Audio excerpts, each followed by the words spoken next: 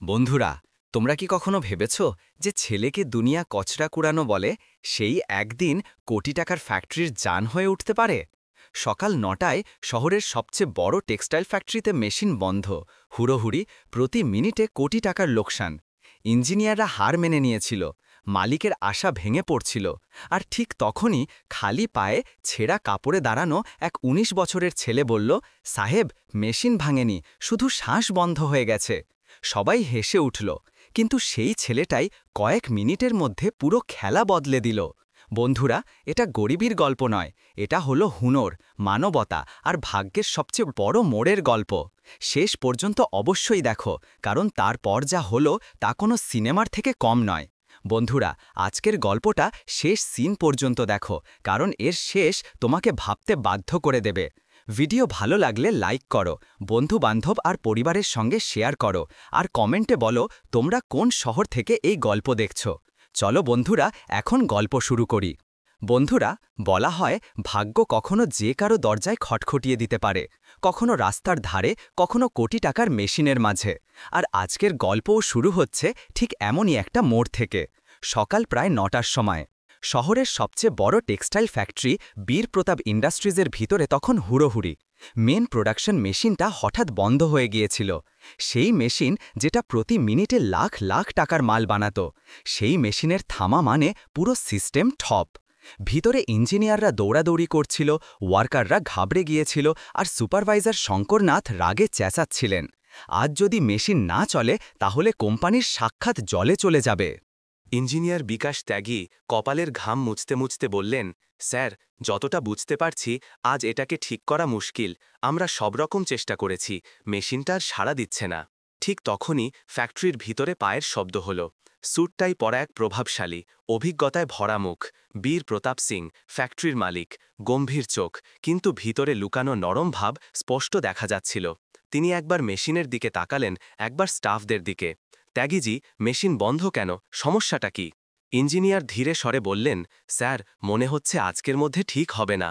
এটা শুনেই পুরো হলটা যেন থমকে গেল, প্রতিটি মুখ ছায়ার মতো হয়ে গেল। প্রতি মিনিটের লোকসান কোটি টাকায় বাড়ছিল। আর এই হইচইয়ের বাইরে ফ্যাক্টরির দেয়াল ঘেঁষা রাস্তার ধারে একটা ১৯ বছরের রোগা যুবক কাঁধে বড় বস্তা নিয়ে আস্তে আস্তে হাঁটছিল। তার নাম ছিল রামু। মুখ ধুলোয় ভরা, কাপড় পুরনো আর ছেঁড়া, কিন্তু চোখে এক অদ্ভুত চমক, সেই চমক যা কোনো বই থেকে নয়, জীবনের ধাক্কা থেকে জন্ম নেয়।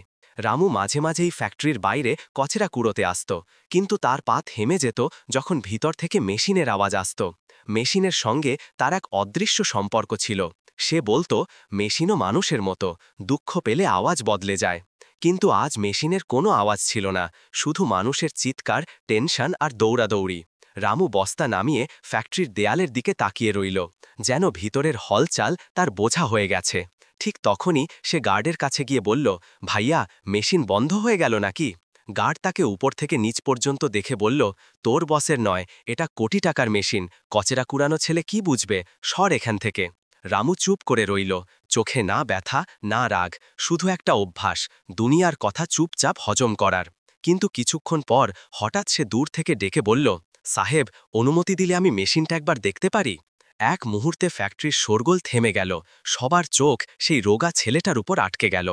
আর বীর প্রতাপ সেই যুবকের চোখে এমন একটা চমক দেখলেন যা বাকিদের চোখ এড়িয়ে গিয়েছিল। মাঝে মাঝে দুনিয়া যাকে মজা মনে করে সেই মুহূর্তই কারো ভাগ্যের দরজা খুলে দেয়। ফ্যাক্টরির ভিতরে শব্দ একদম থেমে গিয়েছিল, সবাই একে অপরকে দেখছিল। সত্যি কি এই ১৯ বছরের গরিব ছেলে কোটি টাকার মেশিন ঠিক করে দেবে? ইঞ্জিনিয়ার বিকাশ ত্যাগী কপালে হাত মেরে বললেন, স্যার, এটা বাচ্চা নয়, এটা তো এখানকার ওয়ার্কারও নয়।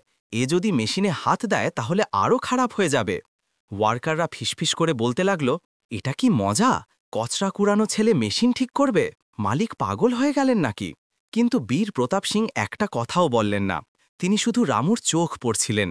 সেই চোখে ভয় ছিল বটে, কিন্তু তার চেয়ে অনেক বেশি এক অদ্ভুত আত্মবিশ্বাস। তিনি আস্তে আস্তে রামুর কাছে এসে বললেন, তুমি বলছো মেশিন বোঝো? রামু হেঁচকি খেয়ে মাথা নাড়ল। সাহেব, মেশিনও মানুষের মতো, ব্যথা পেলে আওয়াজ বদলে যায়। ইঞ্জিনিয়ার জোরে হেসে উঠলেন, আওয়াজ শুনে মেশিন ঠিক হয়ে যাবে? কি যে বলো তুমি! কিন্তু বীর প্রতাপ কঠিন চোখে তাকে চুপ করালেন। তিনি রামুর দিকে ফিরে বললেন, চলো ভিতরে আসো, আজ আমি দেখতে চাই তোমার চোখের সেই চমকটা সত্যি কিনা। এটা শুনেই সবার শ্বাস যেন থেমে গেল। রামু আস্তে পায়ে ভিতরে ঢুকল। খালি পায়ে ঠান্ডা মেঝেতে হাঁটতে হাঁটতে সে মেশিনের সামনে দাঁড়ালো। সেই মেশিন যেটা কোটি টাকার লোকসান আটকে দাঁড়িয়েছিল। ফ্যাক্টরির সবাই তার প্রতিটি পদক্ষেপ দেখছিল। শঙ্করনাথ রাগে বললেন, স্যার, আমরা সময় নষ্ট করছি, এই ছেলে। বীর প্রতাপ হাত তুলে তাকে থামিয়ে দিলেন। তার গলায় এক আলাদা দৃঢ়তা ছিল। শঙ্কর, মাঝে মাঝে সমাধান সবচেয়ে অচেনা জায়গা থেকে আসে, ওকে দেখতে দাও। রামু মেশিনের কাছে ঝুঁকল। হাত দিয়ে মেশিনের ঠান্ডা ধাতু স্পর্শ করল, যেন কোনো ডাক্তার প্রথমবার রোগীর নাড়ি ধরছে। তারপর সে নিচে বসল, কান মেশিনের লোহার সঙ্গে লাগালো আর চোখ বন্ধ করল। পুরো হল নিস্তব্ধ। এত নিস্তব্ধ যে শুধু মেশিনের হালকা শ্বাস শোনা যাচ্ছিল। কিছুক্ষণ পর রামু উঠে বলল, সাহেব, মেশিন ভাঙেনি, এটা শ্বাস বন্ধ হয়ে গেছে। সবাই হতবাক। ইঞ্জিনিয়ার তীর্যক চোখে বললেন, শ্বাস বন্ধ? মেশিনের কি হাঁপানি হয়ে গেল? রামু শান্ত গলায় বলল, না স্যার, এটার হাওয়া পাচ্ছে না। পিছনে যে ভেন্ট আছে ওখানে কিছু আটকে গেছে। হাওয়া না পেলে মেশিন ভয়ে বন্ধ হয়ে যায়। বীর প্রতাপ তৎক্ষণাৎ বললেন, টর্চ আনো। টর্চ এলো, সবাই ভিতরে উঁকি দিয়ে দেখতে লাগল। আর তখনই একদম স্তব্ধতা। ভেন্টের ভিতরে কাপড়ের মোটা টুকরো গভীরে আটকে। ইঞ্জিনিয়ারের মুখ সাদা হয়ে গেল। ও মাই গড, এটা তো কেউ দেখেইনি। রামু আসতে বলল, মাঝে মাঝে সবচেয়ে বড় সমস্যা সবচেয়ে ছোট জিনিস থেকে হয়। আর এই কথা ফ্যাক্টরির দেয়ালে গুঞ্জন করে রয়ে গেল। গল্প এখন সেই মোড়ে পৌঁছেছিল যেখানে এক ১৯ বছরের গরিব ছেলে পুরো ফ্যাক্টরির চোখে আর মজার জিনিস নয়, একটা আশা হয়ে উঠেছিল। যেই আলো মেশিনের ভেন্টে পড়ল, সবাই স্পষ্ট দেখল ভিতরে কাপড়ের মোটা টুকরো আটকে। সেই কাপড়ই মেশিনের শ্বাস বন্ধ করে দিয়েছিল। ইঞ্জিনিয়ার বিকাশ ত্যাগীর মুখে একটা ঝটকা লাগল। তিনি বিশ্বাসই করতে পারছিলেন না যে এত বড় ভুল তার চোখ এড়িয়ে গেল।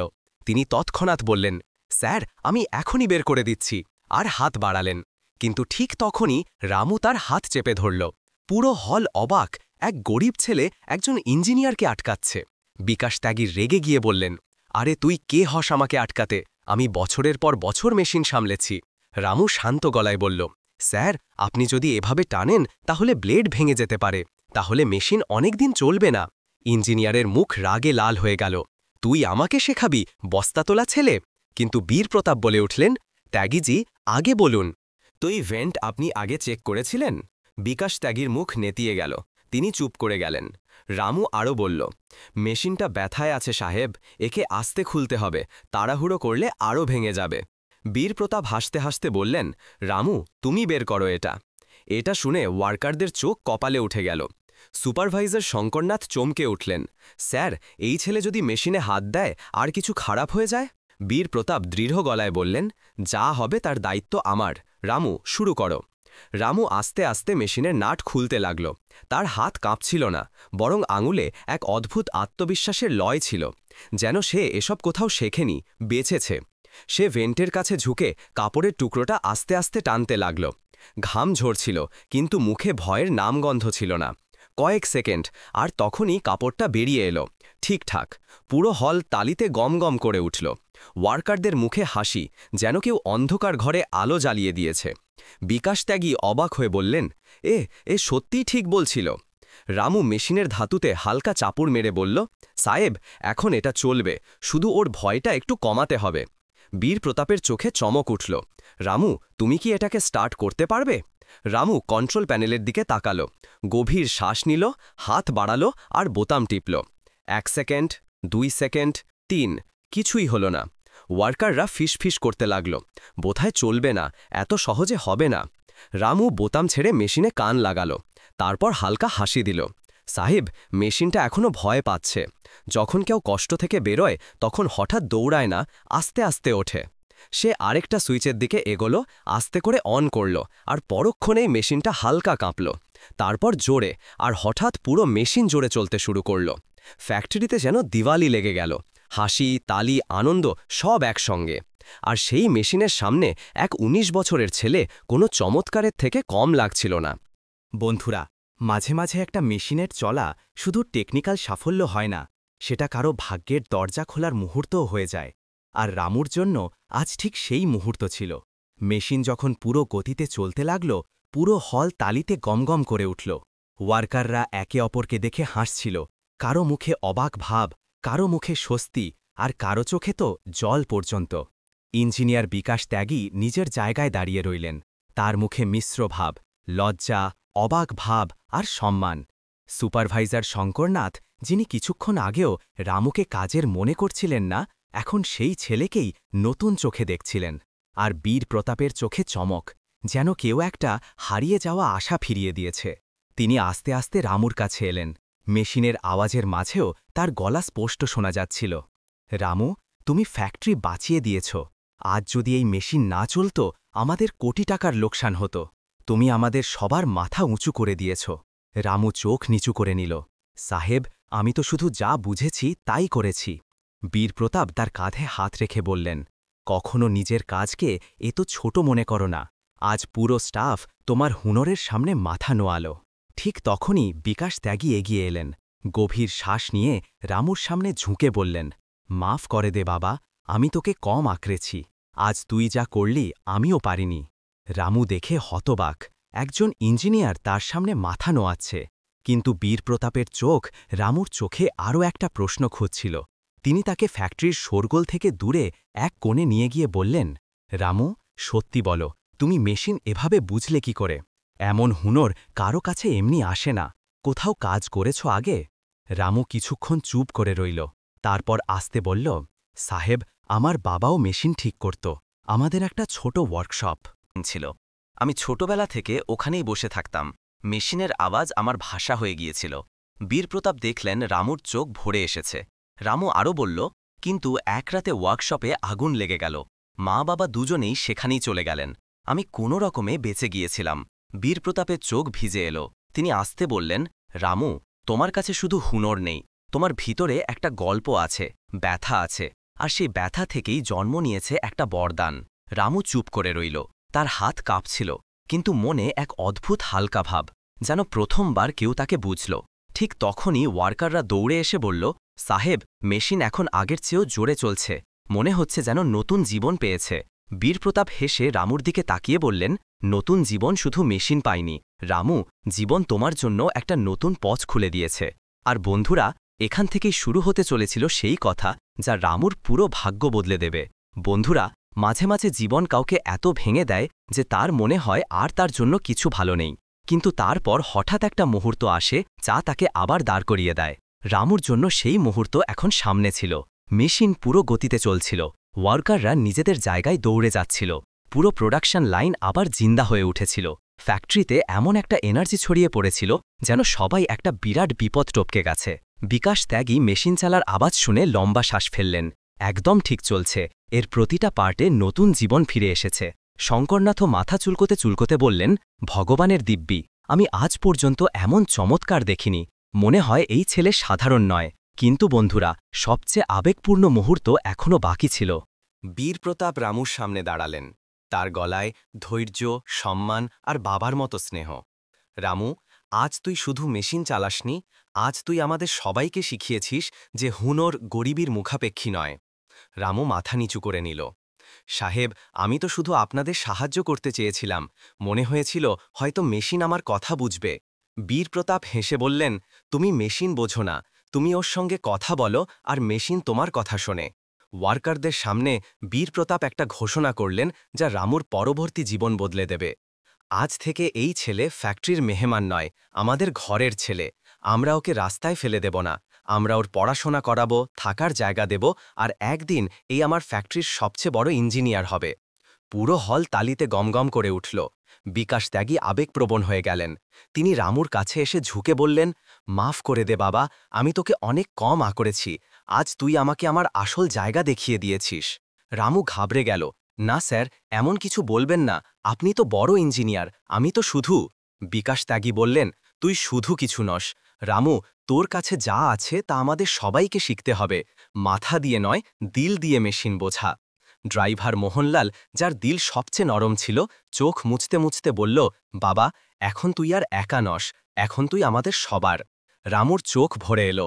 সে জীবনে প্রথমবার অনুভব করল কেউ তাকে শুধু বস্তা তোলা ছেলে নয়, একজন মানুষ মনে করছে। শোরগোল, মেশিন, মানুষ সব পিছনে পড়ে রইল, আর বীরপ্রতাপ আসতে বললেন, রামু, আজ রাতে তুমি আমার বাড়ি চলো, কাল থেকে তোমার নতুন জীবন শুরু হবে। রামু অবাক হয়ে জিজ্ঞাসা করল, সাহেব, আমি আপনার বাড়ি? বীরপ্রতাপ তার কাঁধে হাত রেখে বললেন, হ্যাঁ বাবা, এখন তুই শুধু রামু নস, তুই আমার দিলের অংশ। বন্ধুরা, এটা শুধু একটা ঘোষণা ছিল না, এটা রামুর জন্য একটা নতুন জন্ম ছিল। কিন্তু এখনও একটা বড় সিদ্ধান্ত বাকি ছিল, এমন একটা সিদ্ধান্ত যা রামুকে নতুন নাম দেবে, নতুন পরিচয় দেবে, আর পুরো দুনিয়ার সামনে দাঁড় করিয়ে দেবে। বন্ধুরা, গল্প এখন সেই জায়গায় পৌঁছেছিল যেখানে কষ্টে বড় হওয়া এক ১৯ বছরের যুবককে জীবন প্রথমবার কোলে তুলতে চলেছিল। ফ্যাক্টরির পরিবেশ বদলে গিয়েছিল, যেখানে কিছুক্ষণ আগে হুড়োহুড়ি ছিল সেখানে এখন আশা, আনন্দ আর রামুর জন্য এক নতুন শুরু। সন্ধ্যা নামতে নামতে মেশিন অবিরাম প্রোডাকশন দিচ্ছিল, ওয়ার্কাররা ওভারটাইম পেল, কোম্পানি বেঁচে গেল, আর বীরপ্রতাপের হাতে এলো এক অমূল্য রত্ন। বীরপ্রতাপ বললেন, রামু, এখন বাড়ি চলো। রামু ঘাবড়ে গেল, সাহেব, আমি আপনার বাড়ি কি করে যাব? বীরপ্রতাপ হেসে বললেন, কেন যাবে না? আজ থেকে তুমি আমাদের ফ্যাক্টরির নাও, আমাদের ঘরের অংশ, তোমাকে আর রাস্তায় শুতে হবে না। রামুর পা ভারী হয়ে গেল, তার চোখ ভিজে উঠল। সে এটা শেখা যে দুনিয়া গরিবদের আপন করে না, কিন্তু আজ একজন ধনী মানুষ তাকে নিজের বাড়ি নিয়ে যাচ্ছেন। ড্রাইভার মোহনলাল রামুর পুরনো বস্তাটা তুলে গাড়িতে রাখলেন। তার চোখে আনন্দ, যেন নিজের ছেলের জন্য কিছু ভালো করছেন। বাড়ি পৌঁছে একটা বিরাট মর্যাদাপূর্ণ বাংলো। সামনে দাঁড়িয়ে রামু ভয় পেয়ে গেল, সাহেব, আমি এখানে থাকতে পারবো না, আমার জায়গা এখানে নয়। বীরপ্রতাপ ঝুঁকে বললেন, রামু, জায়গা মানুষের টাকায় নয়, তার দিলে তৈরি হয়। আজ থেকে এই বাড়ি তোমারও। রামু অবাক চোখে বাড়ির ভিতরে পা রাখল। জীবনে প্রথমবার সে পরিষ্কার বিছানা, গরম খাবার আর সম্মান অনুভব করল। পরদিন সকালে বীরপ্রতাপ তাকে স্কুলে নিয়ে গেলেন। রামুর হাত কাঁপছিল। ১৯ বছর বয়সে সে প্রথমবার স্কুলে যাচ্ছিল। ক্লাস টিচার যখন জিজ্ঞেস করলেন, বাবা, তোমার নাম কি? রামু থেমে গেল। তারপর বলল, রামু, বস, এটুকুই। টিচার হেসে বললেন, পুরো নাম বলো বাবা। রামু কিছু বলার আগেই পিছনে দাঁড়ানো বীরপ্রতাপ এগিয়ে এলেন। তার গলা গভীর, আবেগপূর্ণ আর গর্বে ভরা। ম্যাডাম, আজ থেকে এর নাম রামু প্রতাপ সিং। পুরো ক্লাস চমকে উঠল। রামু জল আটকে রেখে জিজ্ঞেস করল, সাহেব, আপনি আমার নামে আপনার নাম দিয়ে দিলেন? বীরপ্রতাপ তার মুখ ধরে বললেন, কারণ বাবা, বংশ রক্তে নয়, কর্মে তৈরি হয়। তুমি আজ তোমার কর্ম প্রমাণ করে দিয়েছ। রামু কেঁদে ফেলল, কিন্তু এই কান্না ব্যথার নয়, জীবন থেকে পাওয়া পরিচয়ের ছিল। বছর গড়িয়ে গেল। রামু পড়াশোনায় অসাধারণ করল। মেশিনের সঙ্গে তার সম্পর্ক আরও গভীর হল। আর একদিন ফ্যাক্টরিতে নতুন হাইটেক মেশিন এলো, যাকে কেউ বুঝতে পারছিল না। বীরপ্রতাপ হেসে বললেন, ইঞ্জিনিয়ারদের ডাকো না, রামুকে পাঠাও। এখন আর ১৯ বছরের গরিব ছেলে নয়, ইঞ্জিনিয়ার রামু প্রতাপ সিং মেশিনের সামনে দাঁড়াল। সে মেশিনে হালকা ছুঁয়ে পুরনো কথাটাই বলল। মেশিন ভাঙেনি, শুধু শ্বাস বন্ধ হয়ে গেছে। আর বন্ধুরা, মেশিন আবার চলতে শুরু করল। গল্প এখানে শেষ হয় না, এটা সেখানে শুরু হয় যেখানে সমাজ একজন মানুষকে তার কাপড়, অবস্থা বা গরিবি দিয়ে নয়, তার ক্ষমতা দিয়ে চিনতে শেখে। কারণ সঠিক সুযোগ সবচেয়ে সাধারণ মানুষকেও অসাধারণ বানিয়ে দেয়। বন্ধুরা, যদি এই গল্প তোমাদের দিল ছুঁয়ে থাকে, তাহলে ভিডিও লাইক, শেয়ার আর চ্যানেল সাবস্ক্রাইব করতে ভুলো না। কমেন্টে নিজের নাম আর শহর লিখতে ভুলো না, যাতে আমরা জানতে পারি আমাদের গল্প দেশের কোন কোন কোণে পৌঁছাচ্ছে। আবার দেখা হবে একটা নতুন দিল ছোঁয়া গল্প নিয়ে। ততক্ষণ খুশি থেকো।